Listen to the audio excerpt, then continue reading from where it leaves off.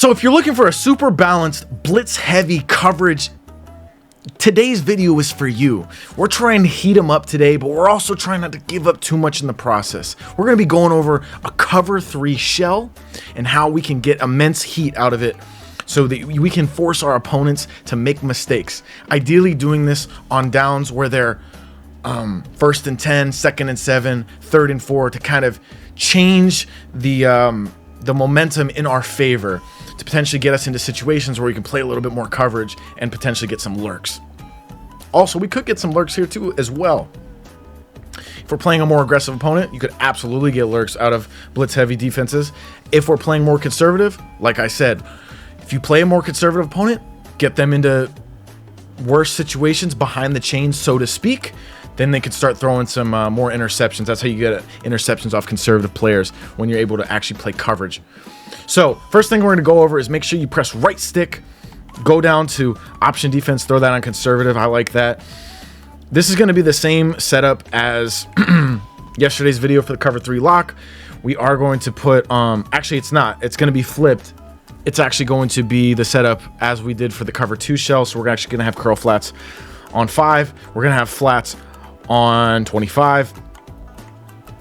And before we go any deeper, make sure that you're in the 4-6 defensive playbook. That's what we're working out of today. And also make sure you look in that bottom right corner for my specific adjustments, so you know exactly what I'm pressing, when I'm pressing it, so you can do the same adjustments for yourself.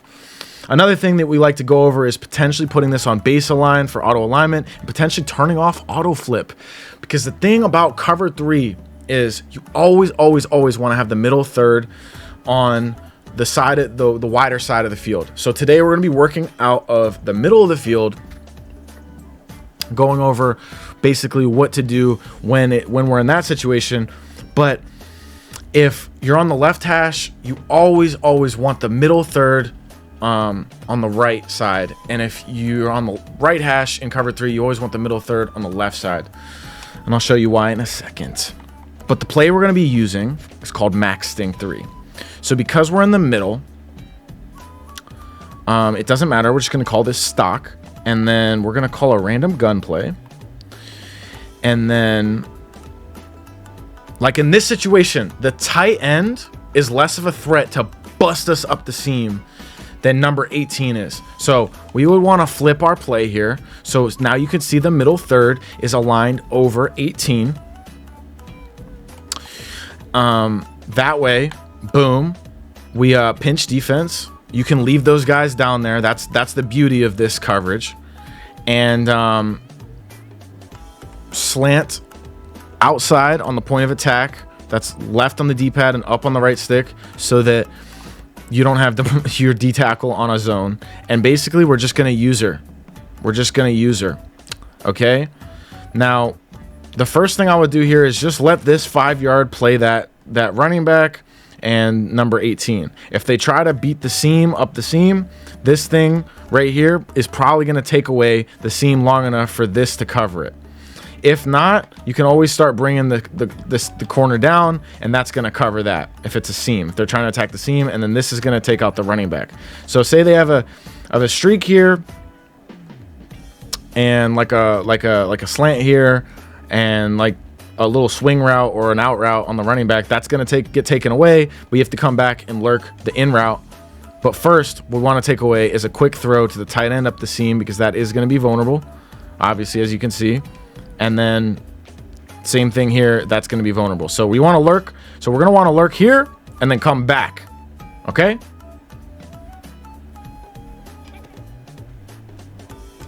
Boom. Just like that. We got heat in there, so all we had to do was stick to the tight end, and it was cooked.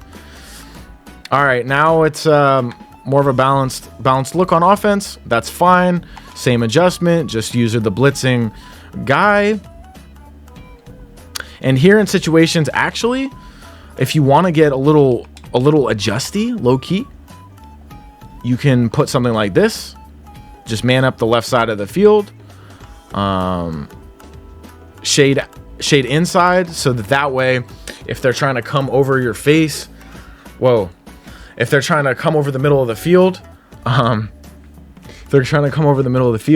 you can just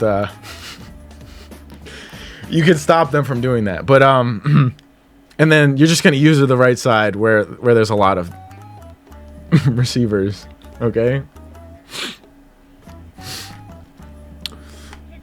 Okay, so then they ran it, and it's going to be a good against the run. All right, so it's going to be good against the run.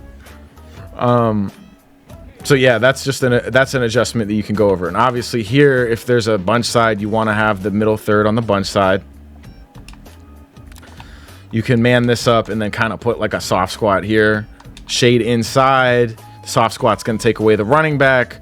And you're going to be trying to get heat before that running back gets up the field. Or you can scissor coverage, kind of, and just have this guy on the running back. And then kind of just... You can actually do this as well.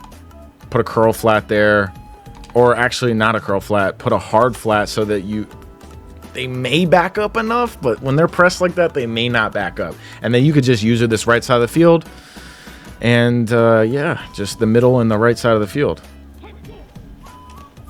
Of course, they want to run. It's all good.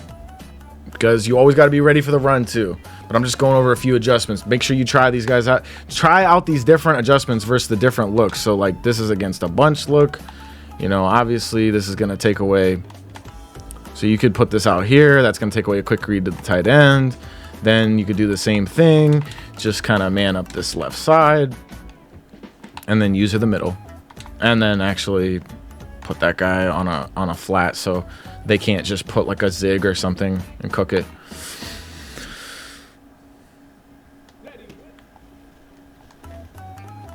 Yep, and you know, and you get a knockout there, and that is what you're kind of having to deal with. You can kind of leave the zones over there, and then maybe it doesn't get open, but like you see, what you're trying to do is get a lot of heat, and you're trying to get them behind the sticks, so you can go back to our previous video to play coverage defense. But all right, guys, I hope today's video you found it extra helpful.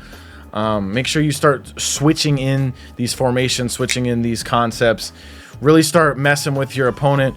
Just general rule of thumb though is make sure that if they're on schedule, meaning it's 1st and 10, it's 2nd and 7, it's 3rd and 4, don't be afraid to send heat, because listen, man, if they get the first down, then you have another shot at getting them off schedule again. Meaning, say they go to 1st and 10, they get 4 yards, it's 2nd and 6. Send some heat. They get a first down. Okay, it's 1st and 10 again. You have another shot to get them on 2nd and 17 with a big sack, right? But if you want to play coverage on 1st down, then what happens if they run it for, you know, 7 yards? It's 2nd and 3. We don't like 2nd and 3, okay? 2nd and 3 is no good. That's totally beneficial to the offense. That means they can take shots down the field. That's not what we want, all right? Send heat when your opponent is on schedule. 1st and 10, 2nd and 7, 3rd and 4. Send coverage when your opponent is off schedule.